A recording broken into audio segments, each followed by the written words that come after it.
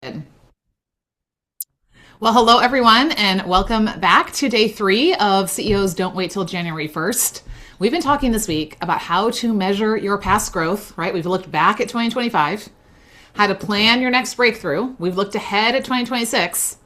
And then today is going to be how to hit every God-given goal that you set in 2026. Now, remember, I said God-given because sometimes, remember my story from day 1, sometimes God has us set things down. Sometimes he surprises us in the middle. Sometimes he just is calling us to sustain our way to a goal. So I want to teach you how to hit every God-given goal that you set in 2026 and from now on. How? Because you are going to finally have the system and support that you need to consistently get results. Who would love to have consistent results? I want to see results in the chat. That tells me that you're here. And I'm glad that you're here because we are going to be building out a roadmap to your 2026 results. Who is here for that? I was actually talking to a CEO this morning, and she's like, Lissa, I'm already thinking about December of next year. I've never thought that far ahead for my business. I'm like, yes, this is exactly what we need to do. Now, could things change? I mean, I had something happen. Kathy actually ran into this the other day. She's like, wait, there's an event in the community and it says a different time. And that was because I had planned out all my events before the year started and I had, guesstimated when I thought it was going to happen and ended up doing something a little bit different. So sometimes things change. That's okay. But when we have a roadmap that we can start following, it's going to get us a whole lot further than just on our own. So, all right. So real quick recap. Hopefully you guys have been able to catch the replays. If you haven't been here live, Kathy's going to drop the link to that. It's redeemhertime.com/January-replay. I put the replays on a private audio feed. So that way you can listen on the go or re-listen to something. How many times do we need to hear something? Once, twice, 3 times, right? Maybe more to come back to it. Might be something you want to come back to, at this time next year or join us live because we always do a version of this time of year. But anyway, day 1, how CEOs look back at 2025 to grow from it, right? Not just repeat it, especially if it wasn't something that you want to be repeating. And we spend some time doing CEO reflection. Okay, then on day 2, yesterday, we talked about how CEOs set goals for 2026 to grow forward. Notice grow, right? Growth is all a part of this because that's how we bear the fruit. And so what we did yesterday is we worked on our CEO vision, right? And we talked about a few different things like vision point versus vantage point. We talked about A, B, and C goals. We talked about how to know if it's his voice or mine. We talked about the difference between goal setting and growth mapping.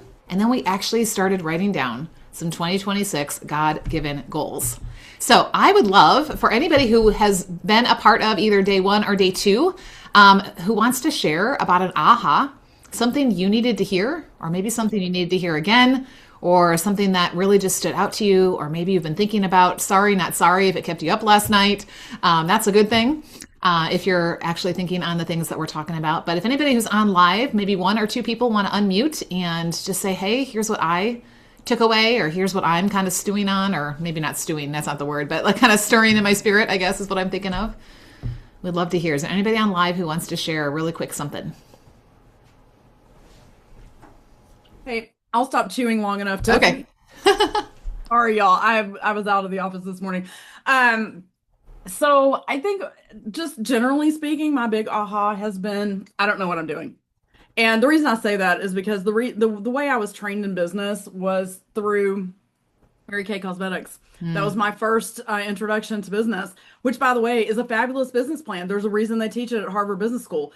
But it doesn't work for the business that I want to build now. And so I'm having to realize that what I know about business is great, but it doesn't apply to what I'm trying to do now. And so I have had to come to the humble realization that I truly do not know what the heck I'm doing. And I feel like I'm starting over. And I don't mean to sound like wah, wah about it. That's not really what I mean. I just mean that's a huge thing for me to be able to admit that and to understand that I need help. And that's okay. And that's okay. So maybe that'll encourage somebody else that may be feeling that too. Yeah, I love that, right? And what I love, you guys, is that not only is Melissa noticing that, she's actually taking action. So she is in CEO focus. We've been working on her 12-week plan to get this new business up and going. And she and I were having a conversation last night about how to take things to a next level and how to get some one-on-one support and really get some things happening for her business. So she's not just saying, I need to learn more. She's actually leaning into resources that are going to help her. So thank you, Melissa. I appreciate that. Anybody else is on live want to share an aha or Something that you've learned, discovered, uncovered this week?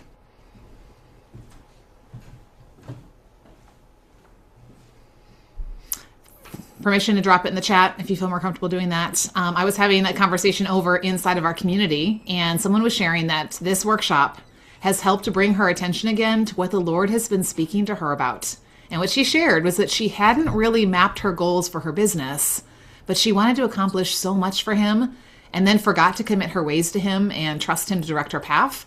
And what was happening was she was getting frustrated because she wasn't reaching those goals, right? But she really hadn't actually set any goals, and she didn't have any plan to get there. But in the meantime, she's putting all this pressure on herself.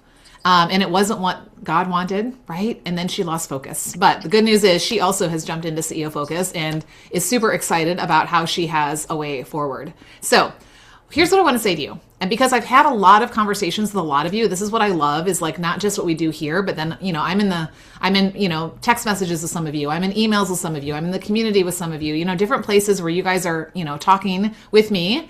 And I've heard this several times. It's like, okay, I know God's called me to this, but it's been like 6 years or 10 years. I had somebody tell me one time it's been over 20 years since she felt that the Lord had put something on her heart. So I want to speak to something first that wasn't originally part of my plan, but I think that this is something that really needs to be said and maybe needs to be heard, is that in everything we're talking about this week, there are two parts. There's God's part and there's our part. There's his divine direction and it's our intentional action, right? And here's the thing, right? Like, it's so easy to be like, okay, I feel him giving the divine direction, and then we're not doing our part. And here's the thing about it, and I can't remember if I said this already this week or not, so if I did, I guess you need to hear it again. When we talk about God's part and our part, it is not 50-50. It is not 80-20. It's not 90-10. It's 100-100. God 100% shows up who he is, and we 100% show up who we're being called to be, right? And that is how we move forward, right?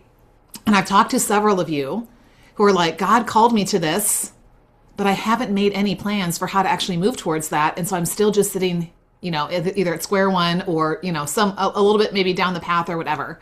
So if that is you, or any portion of that is you, I just want to encourage you that what we're doing this week is exactly what's going to get you out of that place of feeling like I've been called, but like I'm just kind of stuck, right? And we talked the other day about how we want sometimes clarity. We want A to Z before we take the first step. And he's like, no, here's A to B or here's A to D maybe, right? And so we just have to trust him with each one of those steps. But when you have a clear one thing focus, when you've got a simple step-by-step plan and you've got accountability built in, like all of those things are fixable. Okay. So I want to encourage you, if you feel like, yeah, I'm that girl, like God called me to something and I just don't feel like I'm any closer now, as we're winding up a year. I had great intentions. How many of us had great intentions, right? On January 1st.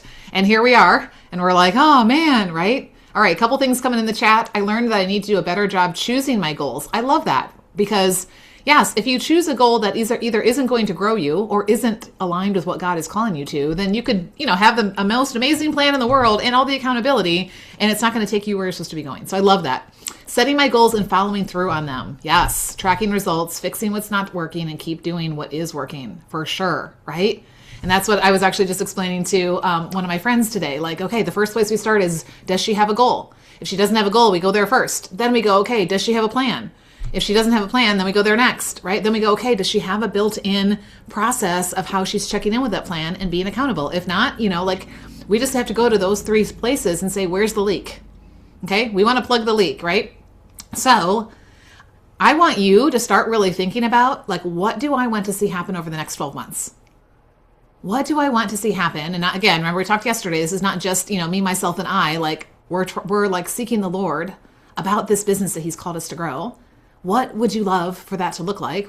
What would you love to be true about your business a year from now, right? And this is why the 12-month growth map review is so important. So today is the last day to be able to get access to that bonus.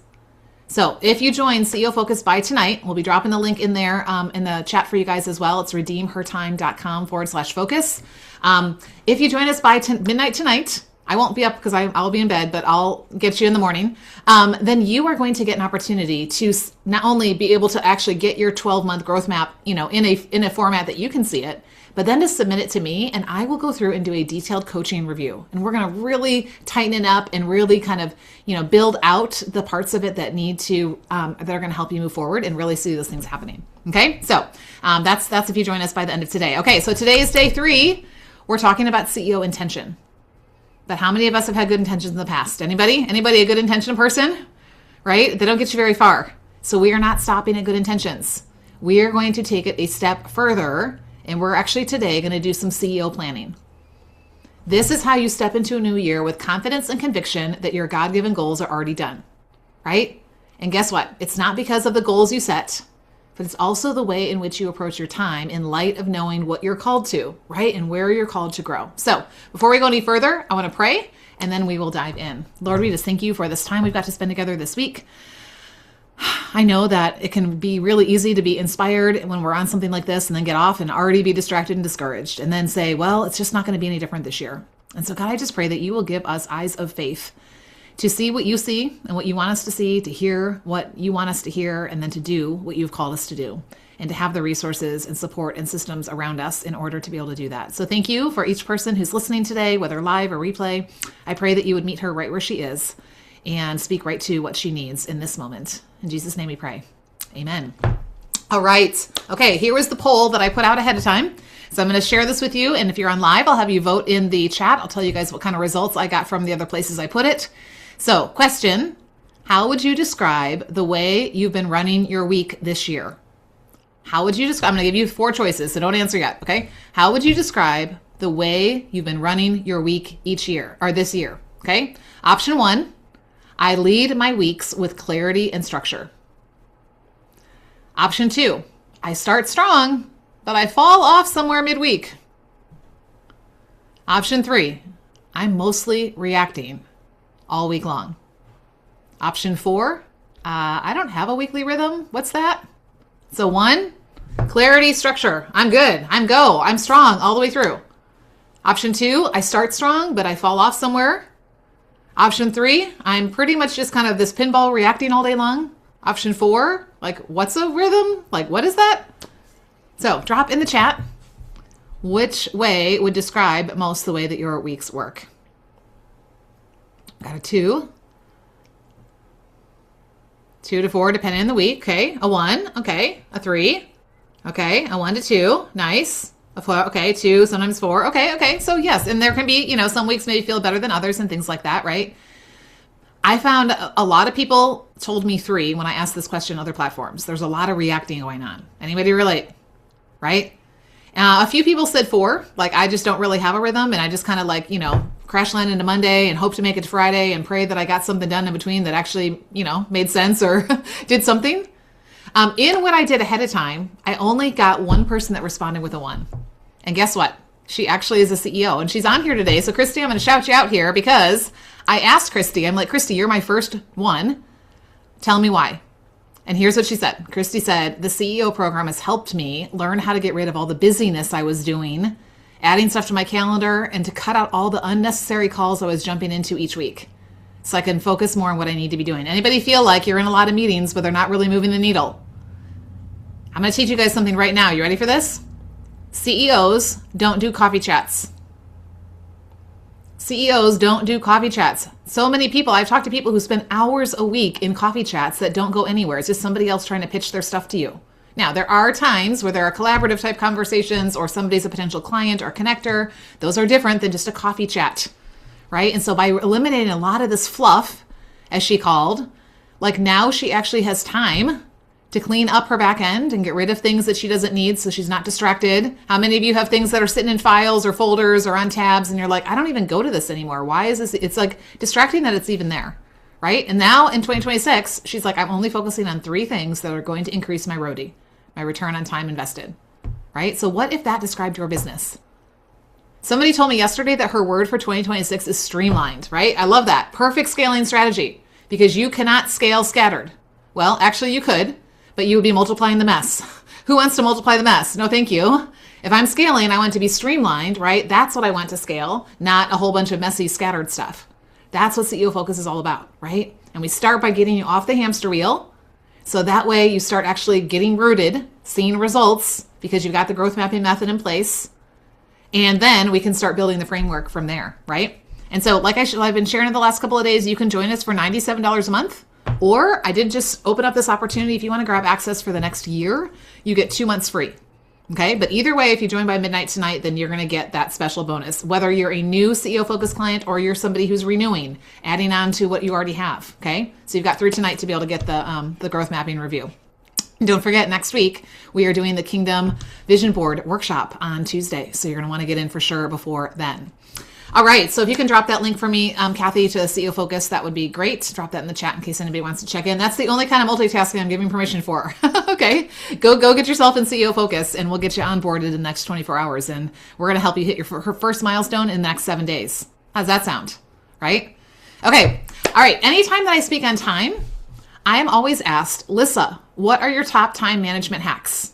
What are the tips, right? Help us get more out of our time, or help us, find, more time in our day and things like that, right? Who here wants to know that, right? Give me some tips, give me some hacks, give me some like shortcuts and stuff like that.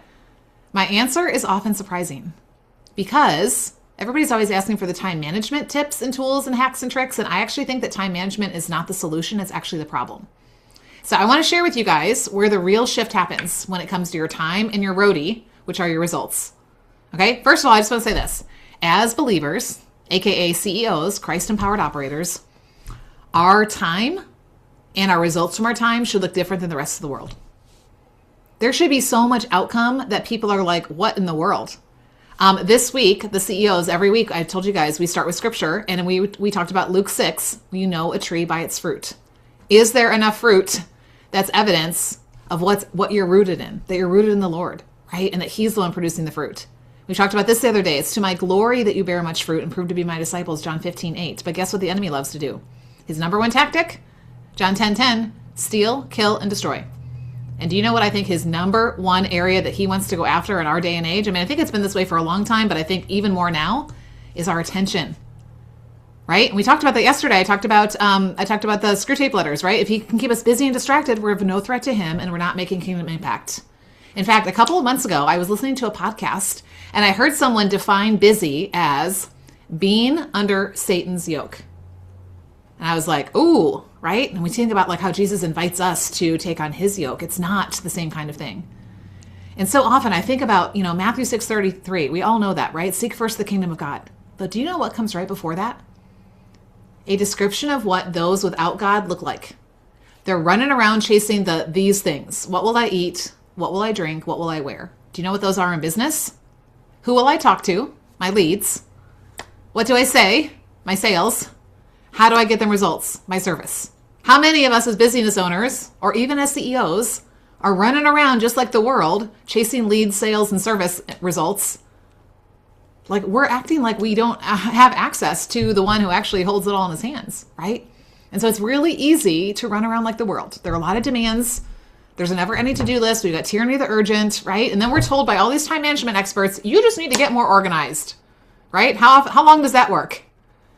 Not very long, right? You just need time blocking, or you need to make better to-do lists, or you need to set better goals, right? Again, did that fix the problem, right? What happens, back to junior high science class, there's a law called the law of entropy. Things go from order to disorder. Think about the junk drawer in your house or a closet, right? One day it finally bugs you enough that you're like, all right, this is it. You take everything out, you reorganize it, right? You get maybe you even go to Target and buy some little dividers or little cubbies or I don't know, right? Everything goes back in, it looks good. And how long does that last? Maybe a couple days, maybe a couple weeks, maybe a couple months, maybe a couple hours. I don't know. It just depends on your house and what your habits are, right? Like things tend to go from order to disorder because just organizing them doesn't actually fix the problem. There's probably too much stuff in there, right? And it doesn't actually get to the root issue, which guess where that is? Busyness is not a disordered calendar or to-do list. If it was, that would fix your problem and you wouldn't be here. It is a disordered heart. And so trying to be better at managing time is not the same as partnering with the author of time, right? Trying to be better at managing time is not the same as partnering with the author of time. And so I want to real quickly walk you guys through, the being under Satan's yoke. I know, when I heard that, I was like, oh, I want to walk you through 3 CEO time shifts. And then I'm going to address the 3 most common mistakes that business owners make. Okay. So again, this is what I always teach because I know everybody wants to jump into the planner. And I'm like, that's good and great if you do these things first. So real quick, I'm going to walk you through these. If you've heard them before, then check your heart and say, well, how am I doing? CEO shift number 1 is your belief. How many of us are saying, I don't have time? Or some version of it. If I had time, when I have time, if only I had time, they're all lack. And here's what I have to tell you. As long as you are chasing what you don't think you have, you're missing out on what you do have, right? And then this feels like, where did the time go? Time got away from me. I'm always behind. If you ever don't believe that you have time, that's the truth, right? You have time. You hear me say that all the time.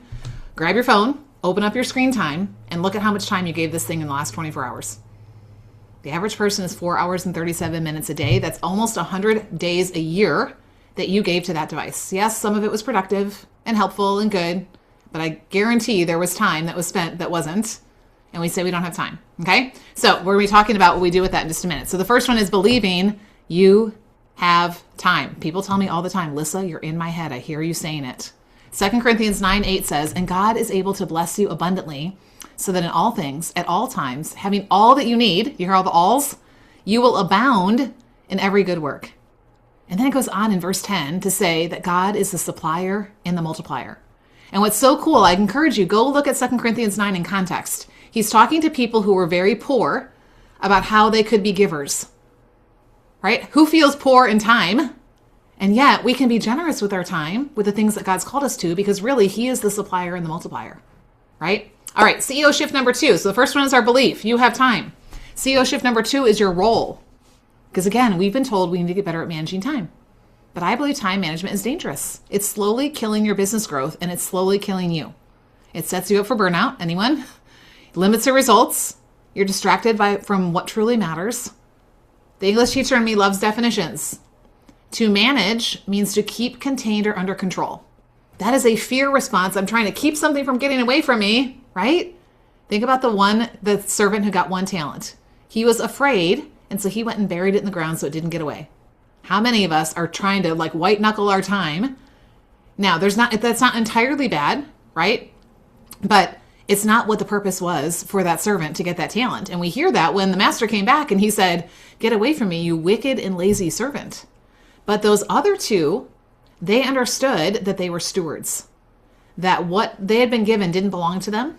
And they were entrusted to invest it with an expectation of return. That, my friends, is a faith response. They had to be open-handed. They had to make intentional decisions about where they were going to invest that. Were there some times that they made investments of that and it didn't come back as fruitful as they had hoped or planned? Probably. But that didn't stop them because when the master got back, both of them had doubled what he had given them. Who would love to double your results from 2025 in 2026? Right? And I actually teach like the 100-fold harvest, right? And so I've got a whole bunch of trainings and stuff on that. But what did he say to those servants? He said, well done, good and faithful servant. You've been faithful with little. Now you will be entrusted with much. How would that feel to hear that at the end of a year, right? And to be able to look at like, Lord, and again, it's not about me, but Lord, like, here's what I have to give back to you from what you've given me, right? He can multiply that when we start acting like the steward, not the manager. And I love this. One of my CEOs was reading a book called, I think it was The Treasure Principle by Randy Alcorn. And in there he says, when a steward starts acting like an owner, they become an embezzler. Have you ever thought about that around your time? Sure. If I give you $1,000 and you start acting like you own it and you start shopping on Amazon or Target or wherever you're going, right? Like I'm probably not going to be very happy. You know, I may or may not, try to, take you to court to get that money back or whatever, right? But like with our time, are we acting like the owners? Or are we acting like stewards? And CEO shift number 3 is our focus. Our focus. Because so many of us are running around looking at the clock, looking at the calendar and what it says, right? We're listening to Time Management 101. I got to be time blocked, right? I got to have all this stuff right in place. And we're asking this question, what time is it? And how do you usually feel when you ask the question, what time is it? Like usually there's some kind of like, I didn't realize it was that time. I'm already behind. I should have already left. This took longer than I thought. I should have already been done with this, right? Why do I always do this? Some kind of, less than. So once you start shifting that question from what time is it to what is it time for? Hardly a perceptible shift, but what is it time for actually slows you down. It doesn't make you speed up. It makes you think about the presence of your time and the purpose of your time. I love Romans 13:11 that says, you know what time it is, how it is the moment for you to wake up from sleep, for salvation is nearer to us now than when we became believers. Are you living today in light of that day? Because it is closer today than it was yesterday, right? And tomorrow's going to be closer too. And yet so often we're like in this, we're just like in this stupor as we're just going through our days and just trying to get through another week, another month, another year, right? And then just going, where's the time going? Okay. And this is what really starts differentiating somebody who's just trying to manage their time and somebody who's actually stewarding it. Somebody who's just striving versus somebody who's surrendering. And here's what I believe. Kingdom stewardship does not mean we are binging Netflix and Haagen-Dazs on the couch. Now, does that mean that you shouldn't ever do that? No, I'm going to a movie tonight with my friend. Okay. But it should motivate productivity and profitability. It should motivate productivity and profitability because we understand, number one, it doesn't belong to me. And my goal is to expand it on behalf of the one it does belong to, the Lord, right? But not in the way the world teaches where I just have to do more in less time and it's linear math, right? It's kingdom math. And I don't know if you guys know about kingdom math, but like it doesn't make sense on paper, right? Here's how God scales and multiplies our impact when we are trusting him with our time. When we're trusting him with these goals. When we're trusting him with, this challenge that's in front of us. And this is how our time has a bigger purpose than just getting through another year or hitting another goal. Okay? The verse in Romans, yes, was Romans 13:11. Romans 13:11.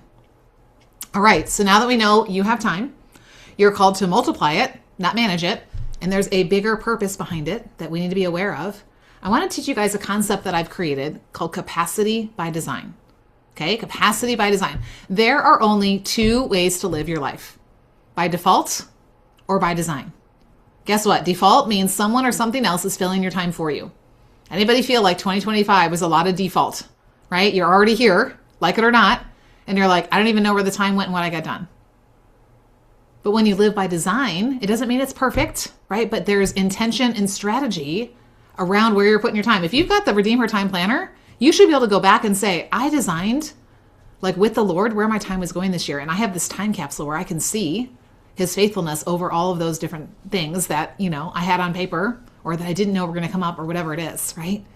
But so many busyness owners live by default. Maybe you have a plan, but then you're just reacting all day long. Or maybe you don't have a plan for your time really at all, and no wonder you're not reaching goals, right? So this idea I've created called capacity by design. Capacity by design. I don't have my little jar here right now, but envision I have this glass jar, right? This is the 24 hours you get in a day. I can't change the size of this jar, right? I can say, oh man, I only get 24 hours today. Or I could say, wow, God gave me 24 hours today. See the difference? And do you ever wonder how some people seem to make it look easy and you're over here on the struggle bus and we all have the same 24 hours? Like I always say, like time is the greatest equalizer because we're all literally on the same playing field. But it's also the greatest differentiator because not everybody sees the same results from their time. And it's not about comparison. I'm not saying that, right? But how is it that somebody can take the very same amount of time and have a whole different outcome? And some of us are over here treading water, right? You're like, how are you doing it? That's because they understand it's not about the amount of time. Okay, so stop wishing for more time. Guess what? God will never answer that prayer. So stop asking. Okay, eternity, we don't have to worry about time. That's going to be when we get that, okay? The question we should be asking is, how am I going to choose to fill the time that I have, right? So if I have this glass container, how am I going to fill it is going to be then what my results are going to be. And I don't have it again here with me, but I have what I call it oranges and Skittles. Oranges are the things that like add value. Think about an orange. There's nutrients, there's fiber, there's vitamin C, right? Like it's juicy, it's sweet, like all the good things.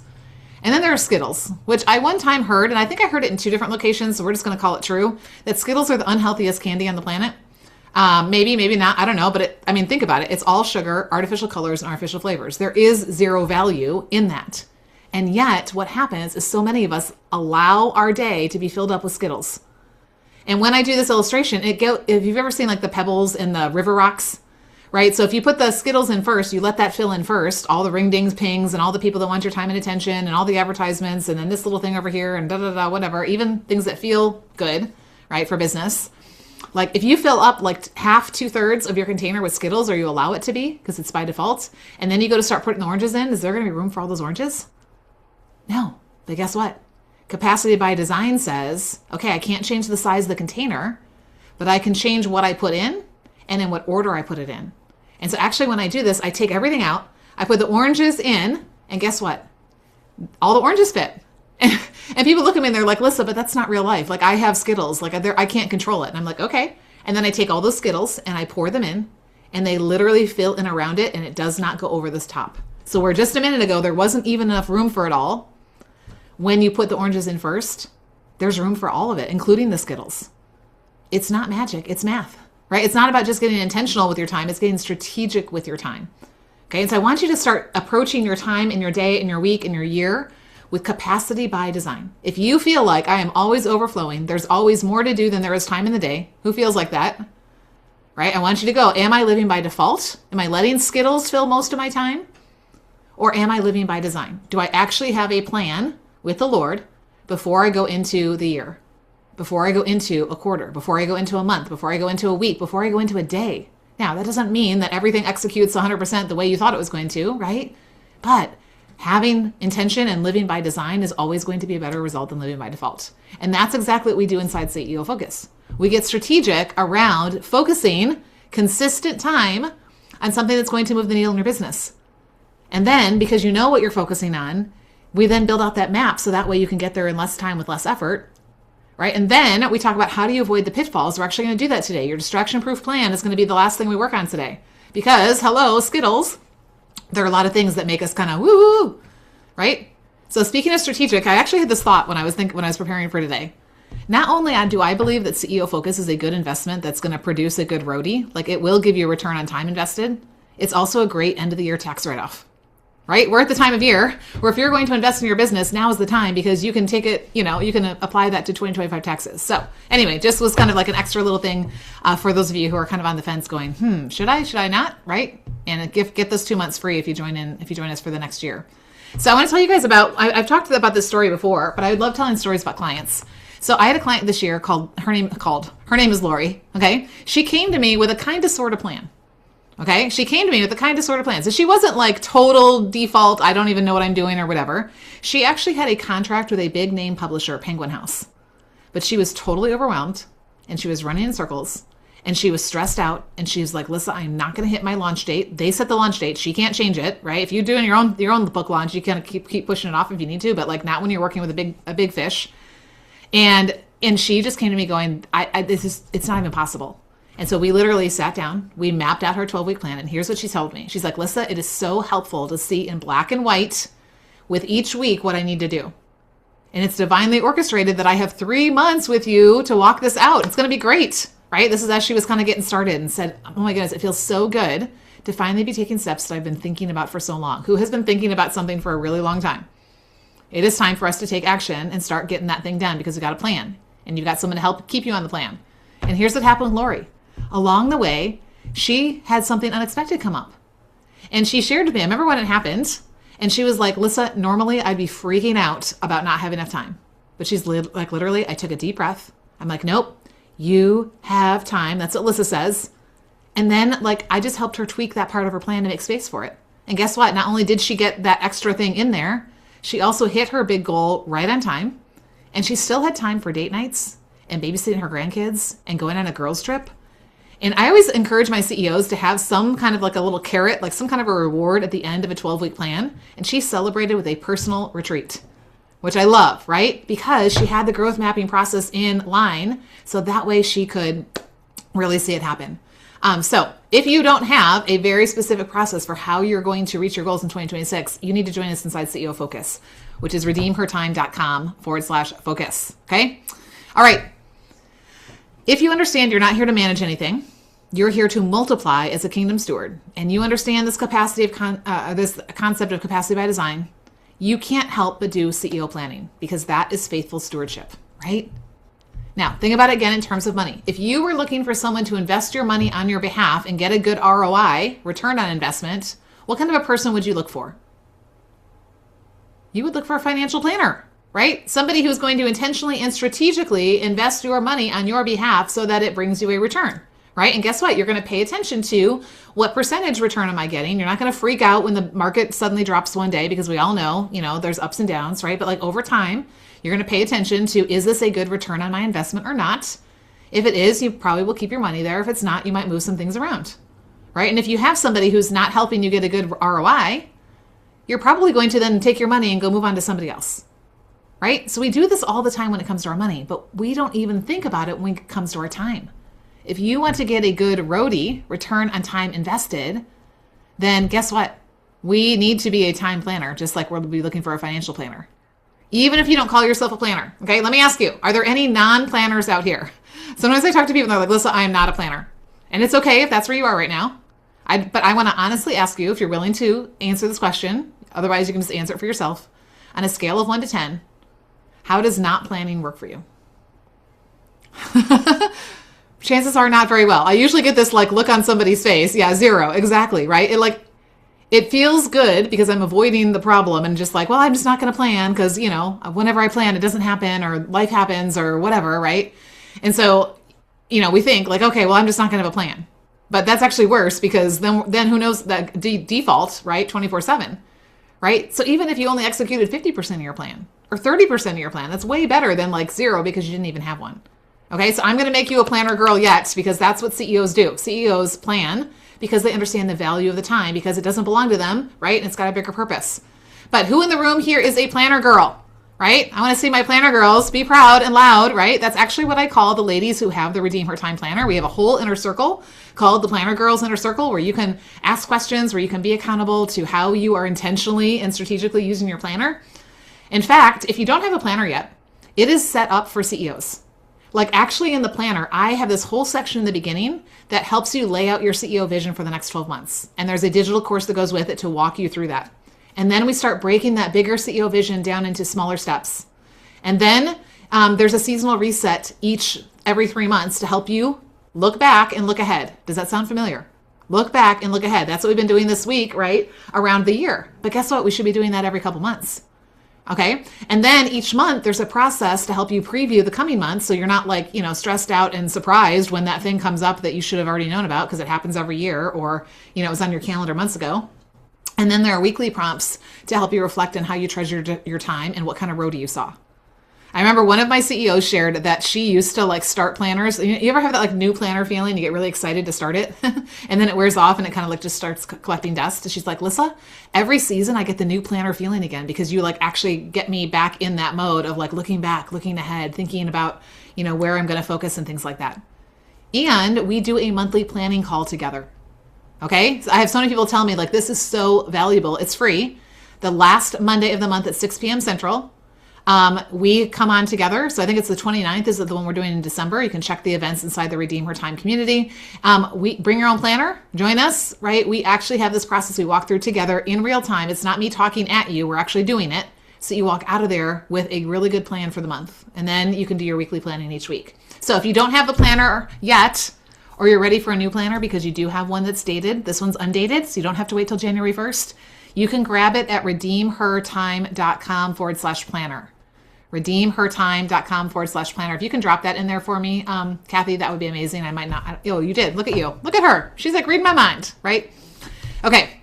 And the growth mapping method is actually in each seasonal reset. It's also on the next page of your playbook. Okay. So if you don't have this out, grab this out, because we're going to walk through the process and we are going to start growth mapping your way through 2026. Because you're no longer going to make the top 3 mistakes that business owners make. Remember, I told you I was going to tell you those. And you're like, Lisa, did you forget? No, I did not forget. I'm ready to tell you now.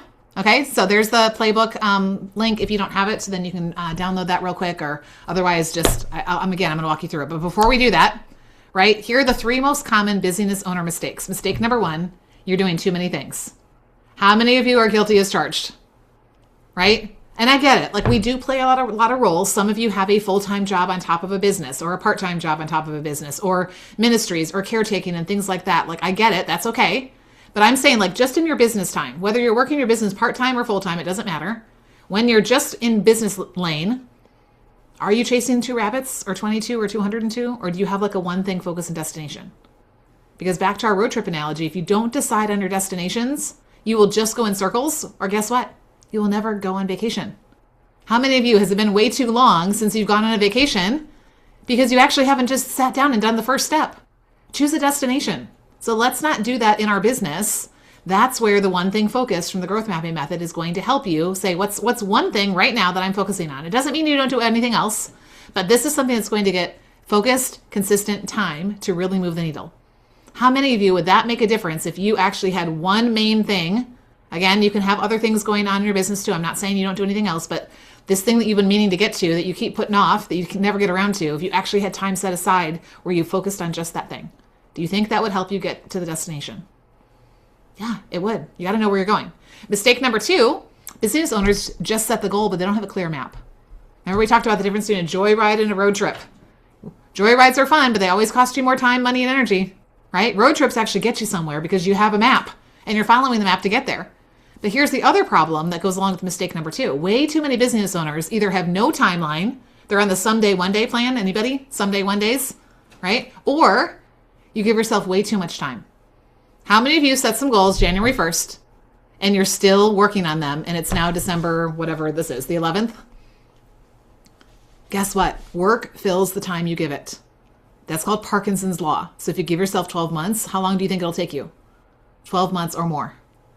But you can actually create a healthy sense of urgency by giving yourself a shorter timeline.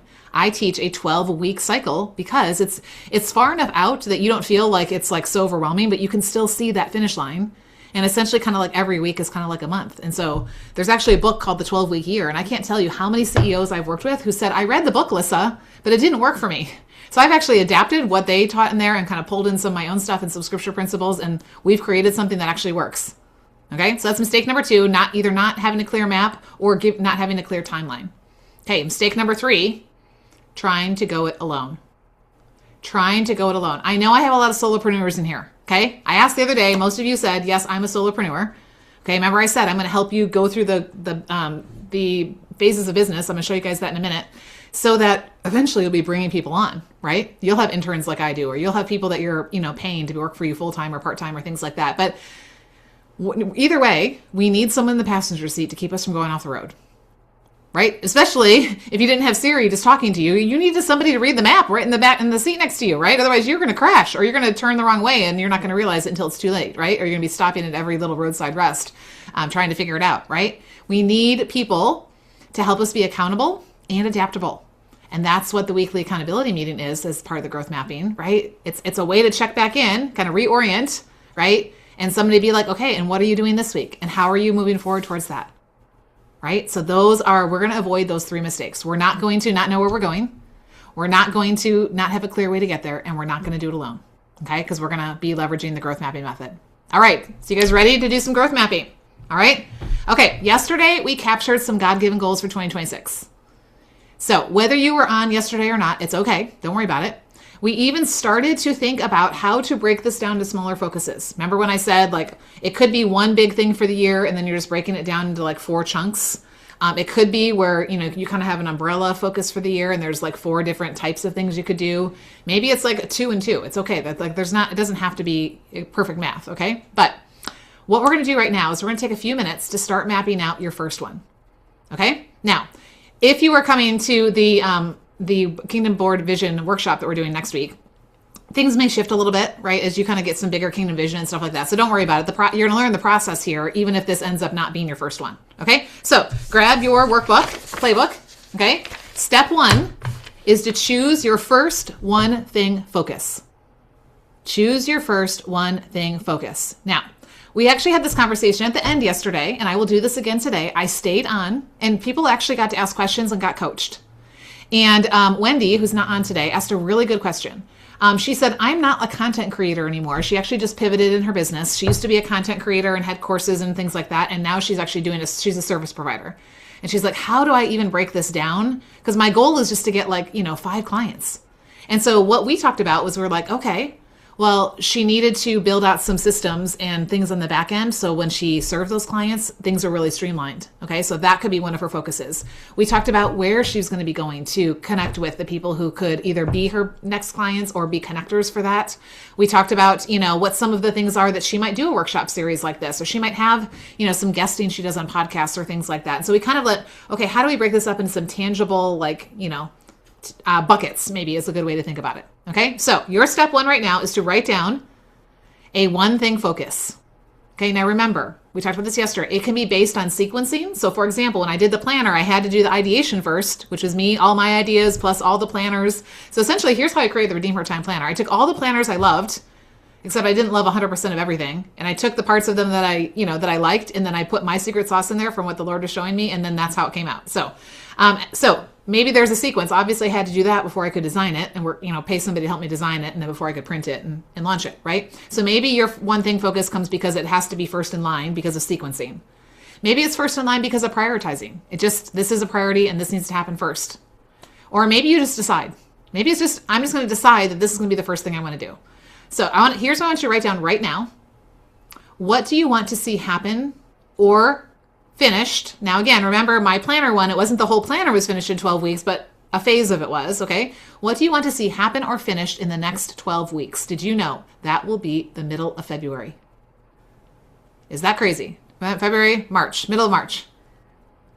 Okay? Middle of March. So right now, I'm going to give you a minute. I want you to write it down. And if you're on live, I want you to drop it in the chat because I would like to see what kinds of things you're thinking about before we move on to the next step. What would that next one thing focus be? If you're already working with me in CEO Focus, you can either do this for the thing you're currently working on if you're still somewhere in the middle of your 12-week plan, or you could think about what would the next thing be. So it doesn't matter, like maybe your current plan goes through, December and it would be what I start in January. Maybe your current plan goes through January and it's what you would start in February. So don't overthink it. We're just going to practice the method. Hosting my first in-person retreat in South Florida. Sign me up, girl. Let us know. Getting booked in Q2 for partnerships and collabs. And I'll just give a shout out. Christy just launched her brand new podcast today. So Christy, drop the link of your brand new podcast. You guys are going to want to go check it out. Leave her a review. It helps to get found by more people. Getting guest spots on podcasts. Okay, love it. I want everybody who's listening to me to have a one thing focus clearly identified. Okay, get it written down and then drop it in the chat if you are able. All right, here's what we're going to do next. We are going to brain dump all the things that you think. Complete my first online course. Like building it, Lene, or like you going through it.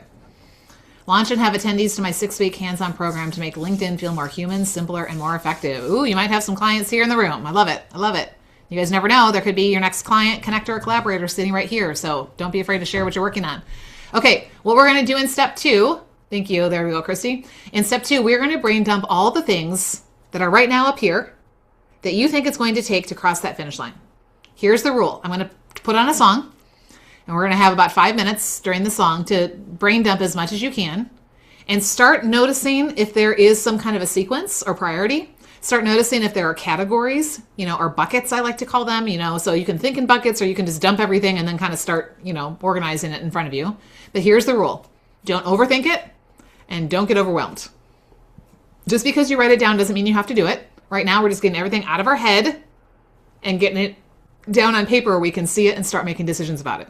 Right? I actually designed the course. Okay, I love it. Good. Okay, because so often things are up here, right? Or on all the random Post-it notes. I was listening to one of Christy's new episodes and she was talking about like you're living off of Post-it notes. So if that's you, go listen to her new podcast. How many of us, all our ideas are all over the place, right? And it feels really big, or it feels like, I don't know if I have enough to actually make this happen. You probably have more than you think or less than you think, depending on which way you tend to think. So I'm going to turn on a song. And in this next section where it says the 12-week growth map, here's what I want you to primarily focus on. Number 1, brain dumping all the things that you think it's going to take to cross that finish line. And then start looking at, is there an order to these? Or are there categories? Or does it make sense that this would happen before this? And kind of start creating some order out of that. Okay, and that's going to be our start to our growth map. So let me find my music. And if you have any questions, drop it in the chat. And I will answer.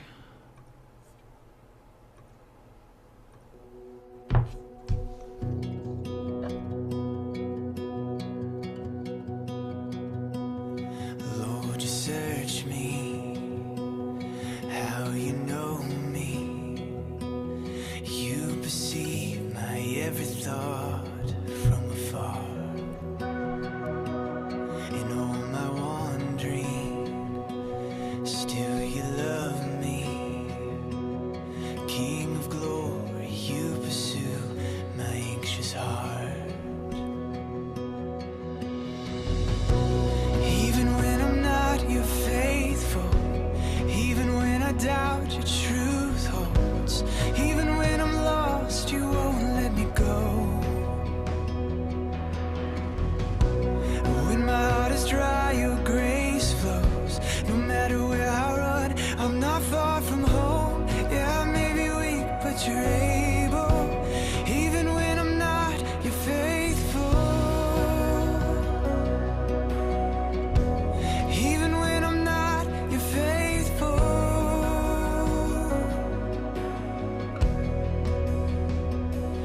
Lord, you search me, how you know me. You perceive my every thought from afar. And all my wandering, still you love me. King of glory, you pursue my anxious heart. Even when I'm not, you're faithful. Even when I doubt, your truth holds. Even when I'm lost, you won't let me go. When my heart is dry, your grace flows. No matter where I run, I'm not far from home. Yeah, I may be weak, but you're able. Even when I'm not, you're faithful. Even when I'm not, you're faithful.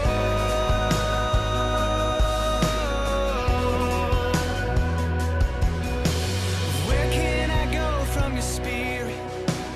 Where can I hide from your face? Where can I flee from your presence? Where would I go? Where would I go? If I rise to the heavens, you're with me. If I fall to the depths of the sea, even there it's your hand that will lead me. Wherever I go, wherever I go. Where can I go from your spirit? Where can I hide from your face? Where can I flee from your presence? Where would I go? Where would I go? If I rise to the heavens, you're with me. If I fall to the depths of the sea, even there it's your hand that will lead me. Wherever I go, wherever I go. Even when I'm not, you're faithful. Even when I doubt, your truth holds. Even when I'm lost, you won't let me go. Oh, when my heart is dry, your grace flows. No matter where I run, I'm not far from home. Yeah, I may be weak, but you're able. Even when I'm not, you're faithful. Where can I go from your spirit? Where can I hide from your face? Where can I flee from your presence? Where would I go?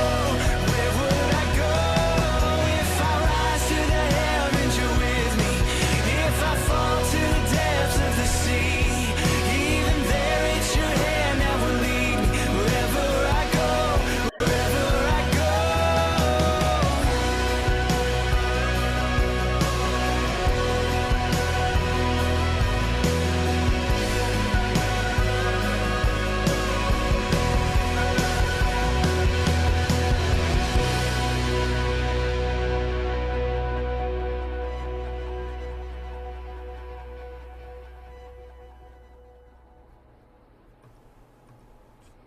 That was the song Faithful by Eric Nieder. And I'm trying not to cry, but literally in the middle of that song playing while you guys are brain dumping, the Lord answered something I've been praying about for a while. Like literally, I just got the message. And just like what a reminder of God's faithfulness. And it, like, honestly, I just told somebody minutes before we got on today, I don't think this is going to happen. And I was okay with it, like trusting him with it, like totally fine, right? So I want you, like, even as you're doing this and you're maybe sitting and thinking, there's no way, there's no way this can happen. This isn't going to happen. There's too much, you know, whatever the reason is, like, God is faithful, right? Doesn't always mean we get everything that's on our wish list. We talked about that yesterday, but he is faithful to take care of his own and to provide for us and to guide and direct us, right? And so I just want to encourage you. Yeah, he's always on time and so faithful. I love that. I love that. Okay, question for you right now. Be honest. Once you drop in the chat, if you're on live, if you're listening to the replay, I just want you to kind of take a little heart check here. When you start looking at all the things that are in front of you that this is going to take to happen, how are you feeling? Scale of 1 to 10, from a 1 being, I don't think there's any way this is going to happen. No, like I'm so overwhelmed and there's so many moving parts and whatever, to a 10, like it's already done. Like, where would you put yourself on that spectrum right now when it comes to this thing that you've been thinking about? And it's okay. There's no right or wrong, right? It's just about being honest with where you are. And I guarantee probably nobody's going to be a 10 and probably nobody's going to be a 0, right? Because we've got some faith. We know the Lord is calling us to it. We know he's stronger. He can do things, right? So like, I want you to like say, okay, Lord, I'm not doing this on my own, right? Like, how can we do this together? Right? And so we trust his part. Remember, we started this off by saying there are 2 parts, right? There's his part and there's our part. Okay? Which leads to the last step here under the growth mapping method. The first one is we figure out our one thing focus. Okay? And again, that may shift, but it's okay if it does, right? I always say do it in pencil. And sometimes I've gotten into the middle of a 12-week plan and it shifted in the middle. Sometimes that's happened. And yeah, like sometimes God does that and that's okay, right? You've had to rework the plan. But like as best you know, right, we're going to start moving forward towards that. What are all the parts that are the things that are part of that? And what I teach you inside CEO Focus is how to make sense of all the stuff you just brain dumped. It doesn't look like a bowl of spaghetti anymore because we're actually going to put things in a proper order so that you can actually start making tangible results, like actually making measurable progress towards that thing. The last one is the WHAM. Do you know what WHAM stands for? I know my CEOs who are in the room should know, and you can drop it in the chat. Right? But anybody who's not in there, do you remember I've been talking about this all week? What's WHAM? Weekly accountability meeting. Thank you, Lorian. She's the first one to get it out there. There it is. There it is. Okay. You need to block time on your calendar to be accountable. First, with yourself and the Lord, right? Do you have time in your week where you are checking in with your plan, with your goals, where you are evaluating the past week and what you did or didn't do? Remember, go back and do what we did on day 1, but just do it for the week. How can you look back and grow from what you did this week instead of repeat it if it wasn't what you wanted to see happen again? And then how can you look ahead and plan for the coming one, right? And set aside the time you're going to need in order to do that, right? What if you could commit to 1 hour a week of weekly planning and accountability and get, I can pretty much say this with certainty because the people who actually do it see guaranteed results. Would that be worth it? No matter how busy you feel, could you find 1 hour in your week if you knew it was actually going to help you move the needle on this thing? That's what weekly accountability is, right? When you join CEO Focus, we meet on Mondays at 10 a.m. Central. But don't let that be why you join us or don't join us, because there's always a replay. And we have an inner circle where you can be 24/7 accountable to what's going on, where we're staying connected. Remember in the beginning, some of you said, I start off strong and then I fall off somewhere in the week. You don't if you have people to check in with. You don't if you have, I have a CEO success intern. Her job is to help you stay on track. My job is to help you stay on track. Our job is to remind you of what you said you wanted and why, and where you're at in the plan and how your plan is going to get there, or how we're going to tweak your plan to help you, make it even more effective and efficient and, moving you in the right direction. Here's the truth. You ready for some numbers? When you think about your goal, 10% chance of it happening. 10% chance. Well, it's better that you thought about it than you didn't, right? Because then you're at 0%. So, all right. When you write it down, you just did that. Who wrote their goal down? Now you're up to 42%. Woohoo! We like 4x that, right? Okay, so we're at almost half. 50-50, not so bad odds, right? Get this. When you share it, how many of you dropped it in the chat? Now you're going up to 76%. Okay, now we're talking, pretty good numbers. But get this. When you are engaged in weekly accountability, you go up to 95%. There's still the 5% that you have to do, right? But like when you actually have all those things in place and a plan, right? They've actually done studies to find those numbers. You are at 95%, right? You are in the top 5%, or what I like to call the top 1%, because 99% of people are way too busy to even stop and do the things that we're doing. Okay? So that's why, if you're not already in CEO Focus, we are going to help move the needle. If 2025 is not ending the way that you had hoped, or if you are ready to up-level what is coming out of your time in 2026, then CEO Focus is where you need to be. And so, Kathy, if you don't mind dropping that link in there, that would be great. Look at her. She's reading my mind. Okay. Guess what? Life is going to happen. Can I tell you right now? Life is going to happen. There are going to be Skittles. Okay? So we are going to right now, before we even get off of this training, if you're able to still stay on with me, I want to help you start creating your 2026 distraction-proof plan. Who is easily distracted, right? Like I have a lot of people who come to me and tell me, Lissa, I have ADD, whether it's an official diagnosis or you just feel like it. It doesn't matter if you put yourself, somewhere on that spectrum, or you're just like, I'm just distracted squirrel, anyone, right? Like we need to have a distraction-proof plan. Okay, what is a distraction? A distraction is anything that diverts or draws your attention away from a desired focus. Distraction is the opposite of focus, right? We do not want CEO distraction. We want CEO focus. And distractions can come from outside of us. Noise, things we see, things we hear, interruptions, other people, surprises, right? But guess what? Distractions a lot of times come from in here, negative thoughts, daydreaming, poor habits, lack of focus. And the problem with distractions is they distract us, right? They disrupt our concentration. They decrease our productivity. They hinder our ability to fully engage. And then we wonder why we are not hitting our goals. Hello, busyness owner. Okay? Distractions are the thieves that steal our time and rob us of our focus. What did we talk about earlier about who likes to steal our attention? The enemy, right? So we have to be aware. And that's why Ephesians 5:15-16, which is what everything I teach is based on. Look carefully how you live. That's the first thing. Look carefully. Because what's going to happen if you're not looking carefully? You will get distracted. Because there are distractions around us. But guess what? We can still be in a distraction and yet not have it take us over. Okay. So I looked up before we got on, what are the top distractions for women? Because you might be like, okay, yeah, I got distractions, but I want to walk through some different categories you might not be thinking about. So if you want to, you can jot these down and kind of pay attention to which ones do you relate to? You might be like, Lissa, I'm all the above. And if so, you're probably just human. That's okay. All right. So these are for women. Okay. Caregiving responsibilities. Even if you don't have kids under your roof, you're still launching them probably in some way, or maybe grandkids are coming around, or maybe you've got aging parents, right? There's someone you're probably taking care of in some way, shape, or form, or you will be soon. Work-related pressures. Whether you're working for somebody else or it's just your business, right? How often do we feel this pressure to prove ourselves or to get stuff done or generate the income? How about social media and online presence? Keeping up with feeds and notifications and comparison and consuming content and, personal relationships, like nurturing a marriage or a friendship or things that you're doing to serve in your community or in your church or things like that. How about just, our household responsibilities? Who is still trying to keep up with the laundry, the dishes, and the dirty floors, right? Like it feels like it's always getting ahead of you. Health and wellness concerns, menopause, need I say more? If you're not there yet, you don't know what you don't know. And then financial concerns, right? How many of us are thinking about money a lot, right? Because we're trying to fit the budget or we're seeing more going out than there is coming in. Distractions are like a fun house. Has anyone ever been to a fun house? The first time you go through, something jumps up and it surprises you. And what do? And you run, right?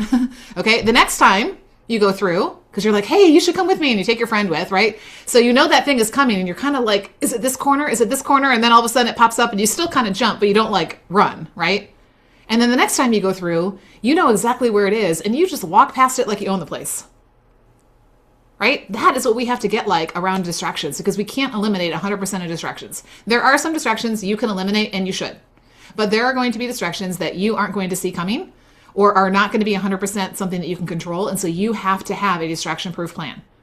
We started off with a lot of people are reacting their way through their week instead of responding. There is a big difference. Be a responder, not a reactor.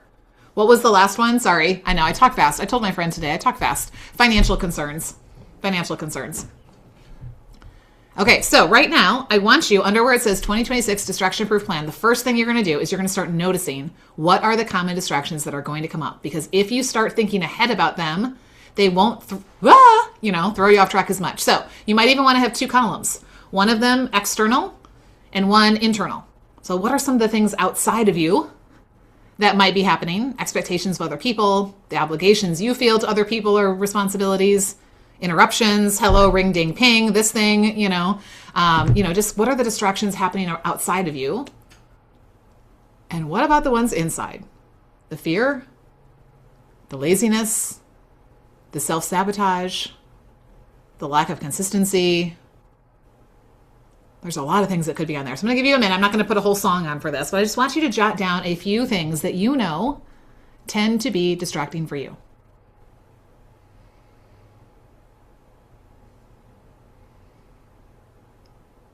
And can I give you like a next level thing?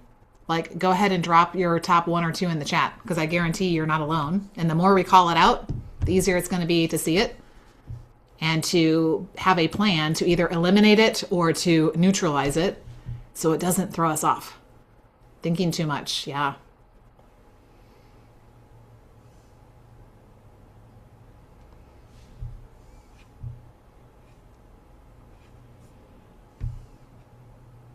Inner thoughts, new ideas. Yeah, new ideas, they feel really good, right? But they can get distracting if we don't have a way to capture them. Screen notifications. Yes. Okay, so start noticing, start thinking ahead. Yes, you can, figure it out in the moment, but especially if there's something this is something that tends to, then I want you to start thinking about, is there a way I can eliminate this? For example, if it's your screen notifications, that's really easy. Turn off your notifications. Don't have your phone with you or have it flipped over when you're, in a meeting or doing something or out of the room, or, maybe you turn off the notifications. I know that Christy's the one who dropped that in there, and she's got certain things that are only on her computer because it's not as much fun to go on your computer as it is on your phone, right? Or maybe you take something off during the week and then you put it on the weekend, or vice versa, or, like thinking through that. Parent issues. Yes, that is a big one. Work pressures, financial concerns. Yeah, living conditions. So many things, right? The people we're serving. Yeah, sometimes you need a notification for a meeting or something like that. But like, what are the ones that are distracting? Hopefully those aren't. Yeah, emails. Okay, I could do a whole thing on that. In fact, I think that was one of the ones I said the other day in a CEO call. I'm like, we need to do a whole session on how to manage your emails and inboxes so it's not costing so much time and showing up as such a distraction. Here's the thing. Can I give you the best antidote to distraction? Having CEO focus.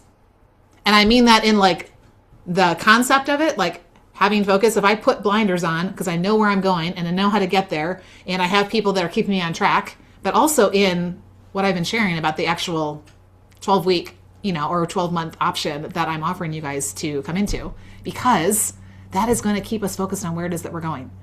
And I just had somebody jump into CEO focus this morning, and I love this. She said, Lissa, I'm really good with time management. So you know what I told her first? We're not here to manage time. We're here to multiply your time. And the thing of it is she's actually spending a lot of time in her business right now. So she's good at managing it, but she's working way more hours than she wants to. And you know what she told me? She was missing the accountability piece, right? How many of us, it's like we've got the plan, we've got the goal, we have the whatever, but we don't have the accountability piece, right? This is what helps CEOs finally get off the busyness owner hamster wheel in less than 12 weeks and actually start seeing results. And so I want to show you guys, we talked about this at the end yesterday, but not everybody was still on. So if you're still on, then you'll get to see this today. Let me just find my share option here. Got to click the right button if you want to share, don't you? Okay. Let's see, here it is. Okay. So I created this thing called the 4 phases of business growth. And so I just want to show this to you so you can kind of get this picture about where you are in the process. If you're already in one of my programs, you've seen this before. We're talking about this because I want you thinking about how you're growing to the next level. Okay. We're going from rooted to fruitful and actually scaling CEO, because we have to take root downward in order to bear fruit upward. Okay. So the first phase of your business growth is rooted CEO. We are going to get you off the hamster wheel. We are going to actually get you not being scattered, right, but rooted, right? And you are going to actually start seeing some results within 12 weeks, measurable results in revenue. How good would that feel, right? And here's where we really leverage the growth mapping method. We've talked about it ad nauseum this week. I hope it's like ingrained in your head, the growth mapping method. It's the one thing focus. It's the 12-week growth map. It's the weekly accountability, the WHAM. This is how we start creating results in 12 weeks, not 12 months or not 12 years, okay? But then once we get off the hamster wheel, we're starting to get things moving. Now we've really got to build a framework, because as you think about, for example, a vine can grow in the ground. But if you know anything about the way that, that vines work and the grapes that they produce, if you let them stay on the ground, you will not get much grapes. And it will be a mess, and they'll be dirty and dusty and whatever, and they're not going to be very juicy and all the things. So if you look at any vineyard, they're not laying on the ground, right? What has the vine dresser done? They've gone and they've built a trellis. They've built some kind of a framework so that vine can grow up, and then it starts spreading out, and then you start seeing the fruit. So that's what happens in the second phase, which is called ordered CEO. We start building the RODI framework, the return on time invested framework. We're going to build what I call the 3-sided framework trellis that you need to be able to now start seeing the fruit. And they're your schedules, And we start with the ideal week plan because that's the foundation of it. Your systems, the foundation of that is the CEO dashboard. And your strategies, and you guys are already getting a taste of this, that's the roadie growth plan, right? And where we map it out over a whole year, not just 12 weeks. And now you really start seeing consistency in your results.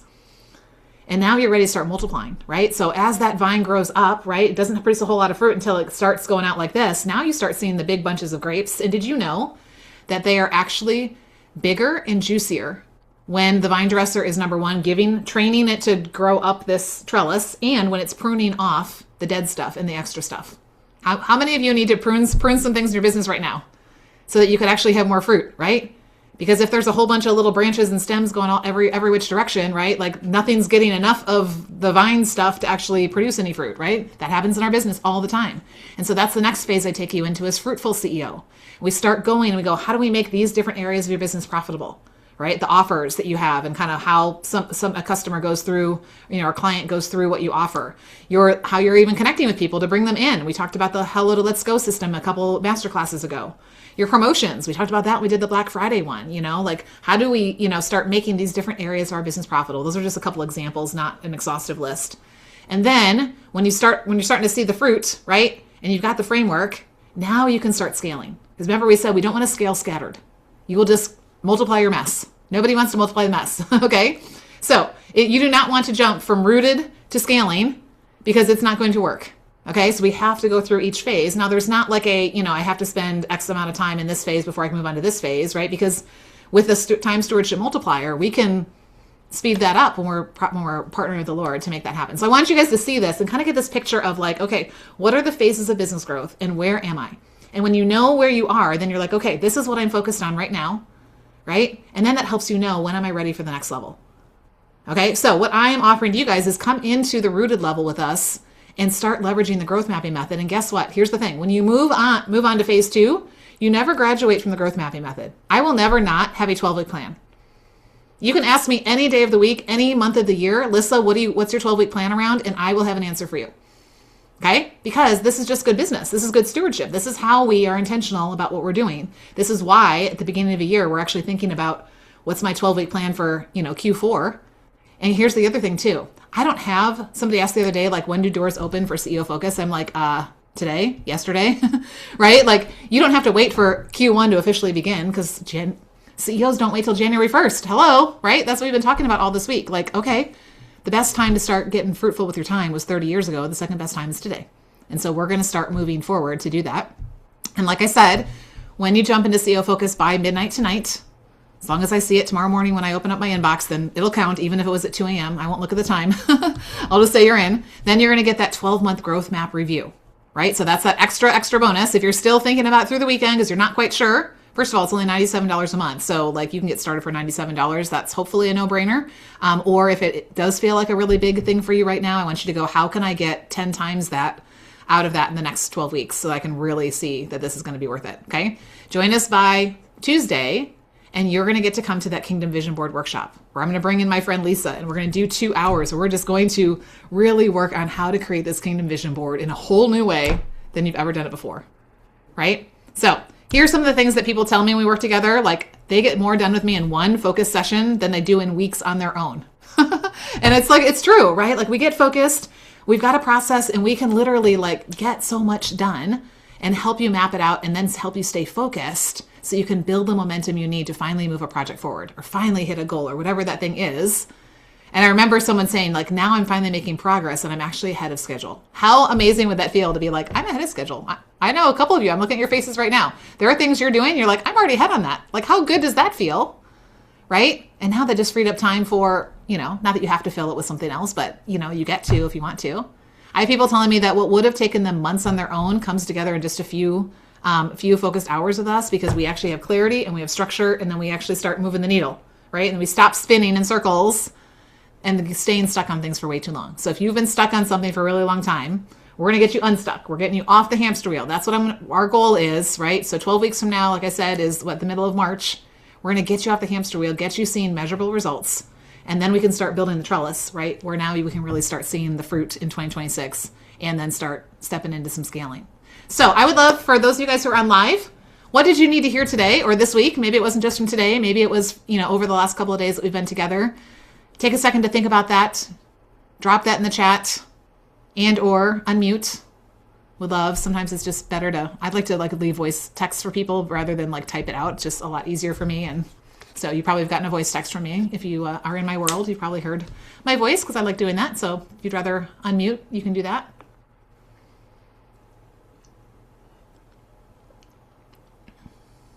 Okay, I was only out for a couple of hours this morning, came back to a ridiculous number of emails to address. Yes, that is super frustrating and distracting. So I would say 2 things on that, Melissa. Number 1, what emails in there are non-essential?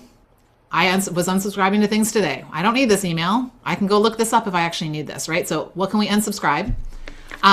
Maybe sometimes there's a need to like do some segmenting, where it's like, okay, all my business emails go into this one and then personal stuff goes over here, right? So I have a personal email and I have a business email. So I'm not in my personal one all day long.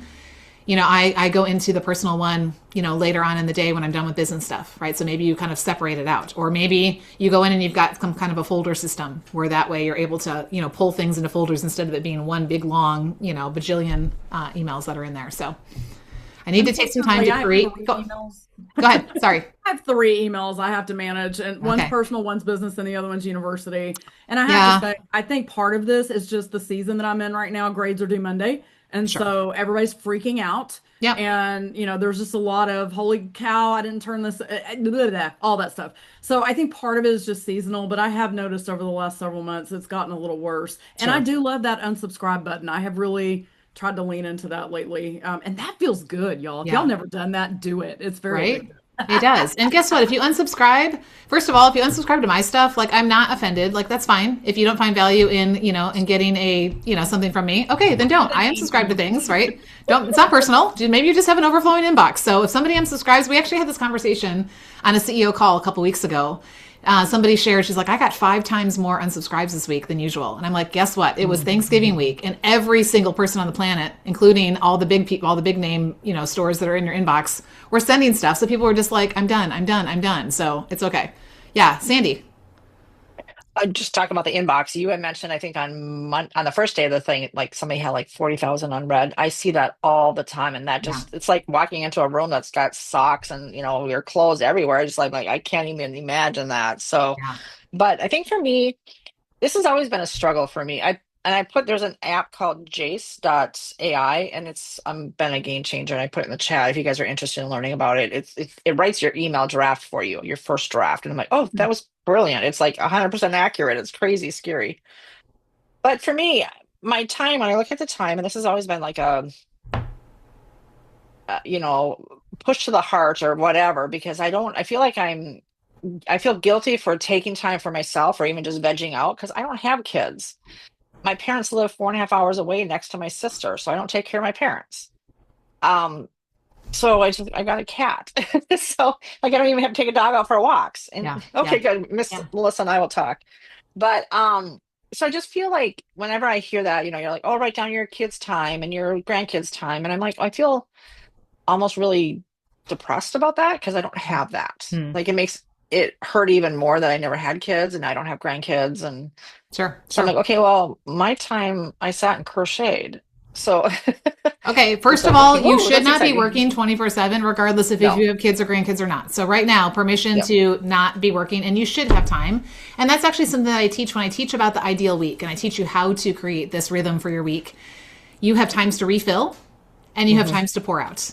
And guess what, Sandy? You actually have an advantage over somebody who has a lot of other people that they also have to take care of, because for them, it's going to be really hard to find that time because there are so many people that are pulling on, that time. Yeah. But we all, again, what I teach applies. It doesn't matter what season of life you're in. It doesn't matter if you're married or not matter, kids, not kids, any of those things. Like it is really going to come down to, do I know when it's time to refill? And do I know when it's time to pour out? And when I'm pouring out, meaning I'm working on my business, am I then focused with that time to really be intentional with it and produce a good result from it, a good roadie, right? And when you are filling up, whether it's crocheting or going for a walk or vegging out because you are, watching a movie or whatever it is, fully enjoy that. Let that recharge you and refuel you. And here's where we let go of the guilt, because we know that the work, quote unquote, already has a time. And if it's not time for it, then that means I'm doing something else. And I think so many business owners don't have healthy boundaries around their work time and their not work time. I mean, it's like this beautiful thing that we get to work for ourselves for many of us, right? And we can like, literally work from our phone or our laptop or whatever. And yet it can be that we end up working way more than if we actually went into an office where we clocked, did a little time clock, right? Or like had people coming in and out at certain times. And so we have to start creating those healthy boundaries. And that's what the ideal week is all about, is how do we create what that rhythm looks like, and then pay attention, because there may be seasons where you need a little bit more refill time than you have in the past. And there may be times where you're like really like heads down and you've really got some stuff going and you're just like, okay, for a season, I'm really going to spend a little bit more focused, concentrated time on getting this thing going. Some of you have some big goals and you've got some big whys behind those goals. It might mean a little bit less me time in order to really get this thing going. But guess what? Once we get this thing going and we create this well-oiled machine, that's where we move into the CEO dashboard. Now we're creating systems that are really streamlining things. Now, like, I'm not having to put as much effort into it. It's like getting the rocket ship up, right? It takes all that jet fuel to get it up in the air, right? And then those things start falling off and it doesn't need as much propulsion because it's already up and it's in orbit, right? So yeah, I would just say thank you for sharing that, Sandy. And I would go, okay, number one, like do you have a really clear boundaries around when it's time to work and when it's not? And do you know what kinds of things are refilling for you? And, and let go of the guilt and, that you should be doing something that's more productive. That's probably the most productive thing you could do. Maybe the most productive thing you can do after this call is you go take a nap, or maybe you, whatever it is, go walk the dog or, the cat or whatever, so yeah. I can go snuggle with him. He's keeping my chair warm. Love it. Love it. Love it. Yeah. Okay. Good deal. Well, if you hear anything over the 3 days we've spent together, I want you to hear this. Time does not need to be your biggest obstacle in 2026. Time does not need to be your biggest obstacle in 2026, because time is usually the number one obstacle as to why people don't reach their goals. I didn't have time. Time got away from me, right? There just wasn't time for it, right? All the things, right? Time is actually the very opportunity. It's the vehicle that God gives you to move towards what it is He's called you to do. So I don't know about you. I don't want to just manage to get through another year. I want to multiply my way through it, right? Get to the end of 2026 and say, wow, look at all the roadie, right?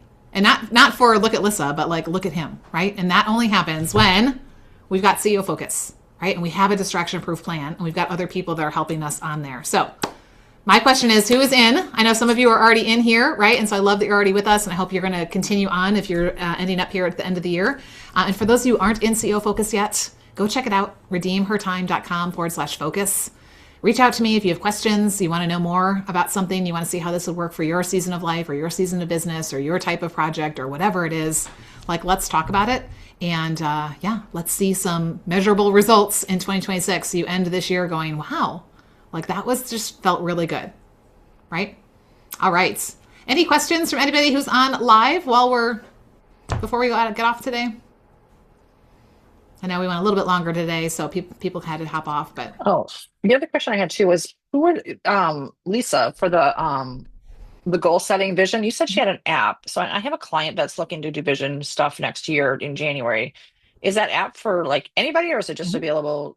For you? Yeah. No, her app she's going to do this live workshop with us, but then and I told her, I gave her permission to share about what resources she has and things like that. So it's called the Kingdom Vision Board. Kingdom Vision Board. Okay. Yeah, I did. I posted about her in our community yesterday. So she is linked in there if you want to send her a message that way.